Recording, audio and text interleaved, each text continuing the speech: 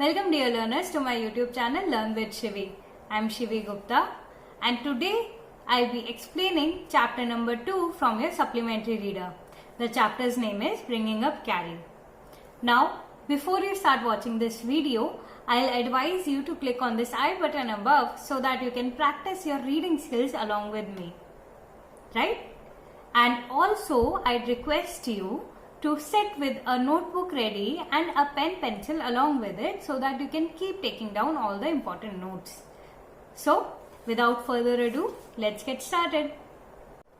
Bringing Up Carrie is a very beautiful chapter about the bond shared between the narrator and the elephant named Carrie. In this chapter, we are told about various life events of the narrator and the Carrie that they both have shared together, right? And what are those incidents? The first one is where Carrie saves a drowning boy. The second one is when he is taught how not to steal anything. And the third is where Carrie learns a master call, or how he is taught to learn a master call. In the very beginning of the chapter, we are told that when the narrator was only 9 years old, Carrie was brought into the house. And what was the age of Carrie at that time? Carrie was just 5 months old.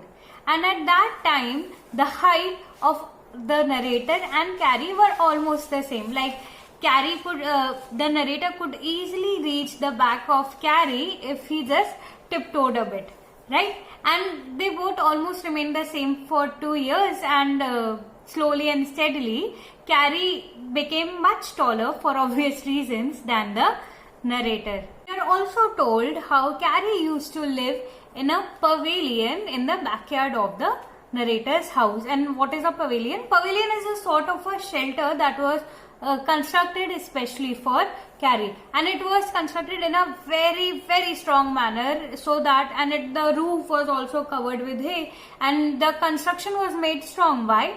It was made strong because because the narrator and his family didn't want Carrie to get hurt whenever it wanted to move. They wanted to give it space, so they constructed a pavilion for him with a strong base.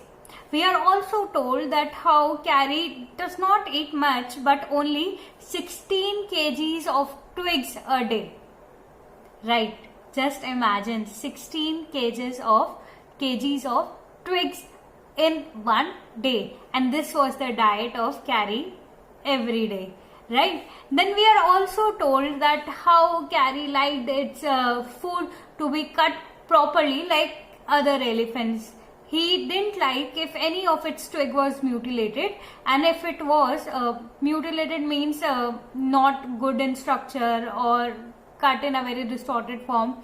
If the elephant found out that the twig was in mutilated form, then he might not even eat it, right? We are also told in this chapter how Carrie loves to go for a bath in the river, and there he would just lie and roll on its back in the sandbank that was near the river, and how the narrator would scrub clean sand on Carrie's back for almost an hour, and after that Carrie would go into the river and enjoy the calm and serene water. After taking a bath in the river, the narrator would lead Carrie by holding its ear, because that is the easiest way to lead an elephant.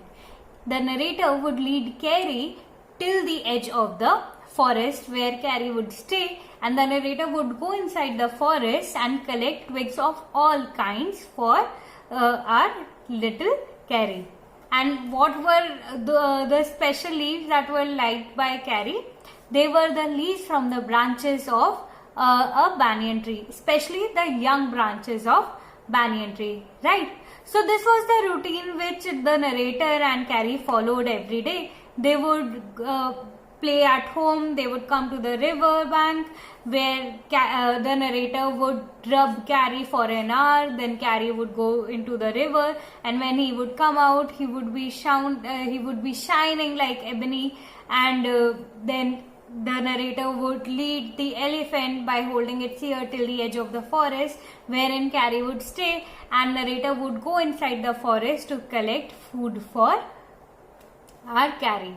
So everything was going on as a routine when suddenly one fine spring day in March, what happened is Carrie happens to save a boy from drowning. Now, how did he save the boy? When narrator was inside the forest collecting food for Carrie, he all of a sudden hears a loud cry coming from the river bank. He rushes to the river bank thinking that Carrie must be in trouble. And when he reaches there, he is not able to find Carrie anywhere. When all of a sudden he sees something black coming out from the water. At looking closer at it, he realizes that it is nothing else but Carrie's trunk. And he starts feeling helpless because he is thinking that how on earth am I going to pull out this elephant alone from the river, because he is thinking that Carrie is drowning. But then what happens is that Carrie starts to trumpet seeing the narrator, and he starts struggling to come out of the water and reach the shore. When he reaches the shore, he pushes the narrator into the river. When the narrator reaches the bottom of the river, what does he see? He sees that a boy is drowning. He sees that a boy is almost afloat in the river. Now he is again helpless because he doesn't know how to swim. He tries to catch hold of the boy and come out of the water, but he is not able to because of two reasons. One, that he is not a swimmer, and second, because of the current, because of the slow current of the river. Right? So what happens is that he tries harder and harder, but he is not able to come out of the water. For once he at least reaches the surface, but he again goes down. Then he kicks himself up and tries to come back again and reach the shore, but he is hardly able to reach there. So finally, what does Carrie do? Carrie steps into the water, seeing that the narrator is quite helpless and the other boy is also drowning. So he steps into the water, and the narrator feels a lasso around his neck, and he soon realizes that it is not a rope, it is the elephant's trunk. It is Carrie's trunk. And what does Carrie do? Carrie bravely pulls out the narrator and the boy from the river. And this is how Carrie saved the life of the drowning boy. So after this incident, we are told how Carrie develops a taste for ripe bananas and how he learns not to steal anything. We are told that how Carrie is just like a small kid who has to be trained to be good. Because if you do not ask him to be good, then his naughtiness goes on increasing. Right? So what happens is that the narrator recalls an incident of his life wherein he tells that there used to be a table near the window in the dining room. And the family used to keep all their fruits on that particular table. So one day, the family realized, the parents of the narrator realized that all the fruits had disappeared. And what did they do? They immediately chided all the servants present over there, and they blamed them for stealing the fruits. However, the servants kept refusing that they have not done it, but the parents still blamed them. Then the same thing happened again the next day, and this time the blame was put on the narrator. Now the narrator got really upset and furious that why is everybody blaming me when I have not done anything at all. He thinks that the servants must have done it again, and the parents and servants are together now putting the blame on me. So he is now very upset and everything. Then after a few days he again sees that a snake-like structure is coming from the window and has taken all the bananas from the basket and has disappeared. Now narrator is so surprised and he's so shocked and stunned by the view of what he just saw. He's like, he's thinking that when did the snake started eating bananas, right? But he, with all the courage that he was left with, he ran out of the house to see where the snake was coming from, because he knew that the snake will come again to collect the rest of the fruits and he'll kill the entire family, right? The narrator was just a kid, so he was pretty much scared, right? So when he comes out of the house, he sees that Carrie is running towards the pavilion. Carrie's back is turned towards the narrator. Now the narrator thinks that, okay, I'm so frightened right now, so I must go and be with Carrie so that at least I get cheered up a bit. So when he reaches there, he is astonished to see the scene over there. What does he see? He sees that all the bananas that were stolen from the table are lying there in Carrie's pavilion. And when Carrie reaches out his trunk to pick up a banana that was lying somewhere far away, the narrator realizes that black thing that he saw in the coming from the window was not of a snake. It was actually Carrie's trunk. And he is actually relieved at that time that thank God he is not the culprit and he has finally found the right culprit.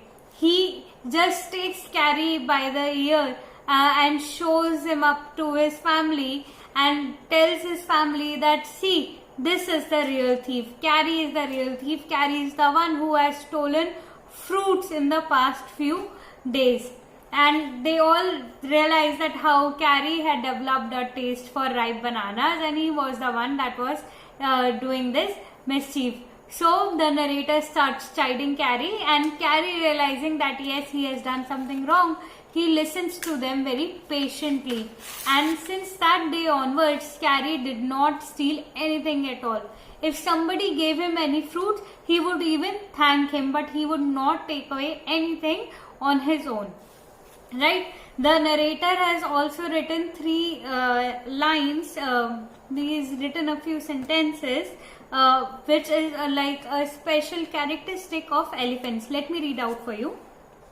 An elephant is willing to be punished for having done wrong, but if you punish him without any reason, he will remember it and pay you back in your own coin.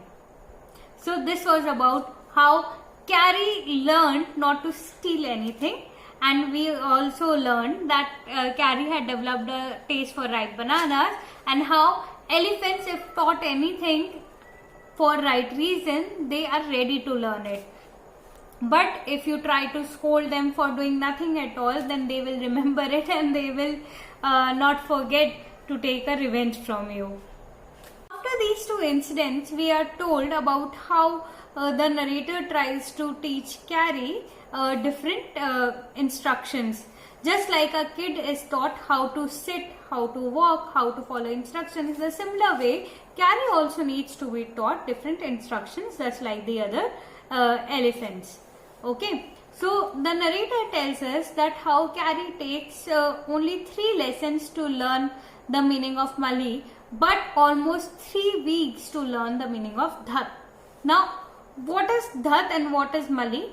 Mali is an instruction given to elephants in which the master pulls the trunk of the elephant, and the elephant understands automatically that it means that it is time for him to walk forward. Right? Now, and what does Dhat means? Dhat is again an instruction in which the master pulls the ear and says Dhat, and the elephant immediately understands that he is asked to sit down. And why is it important to teach Dhat to elephants? It is very important to teach Dhat to elephants, because if this training is not given to them, then the master will have to carry a ladder along with him everywhere he goes. Because as the years pass by, the elephants also tend to grow taller and taller, right? And with due time, it becomes quite a lot difficult for the master to reach its back, to climb upon the back of the elephant without the help of the ladder. So if an elephant is trained dhat, then the elephant will sit down and it will become easy for the master to climb upon its back. Then comes the third most important thing, that every elephant takes at least 5 years to learn, and Kari is no exception at all. And what is that important instruction? That is the master call. Now what is this master call? This master call is a special sound which is given out by the master in the ears of the elephant. This sound is like a mixture of hissing and howling, right? So it is just like a snake and a lion fighting with each other.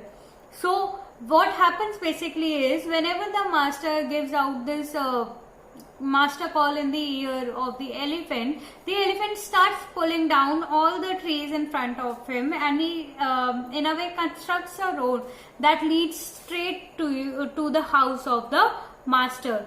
The impact of the pulling down of the trees is such that all the other animals present in the forest, they get scared and they just keep themselves away from the master and the elephant.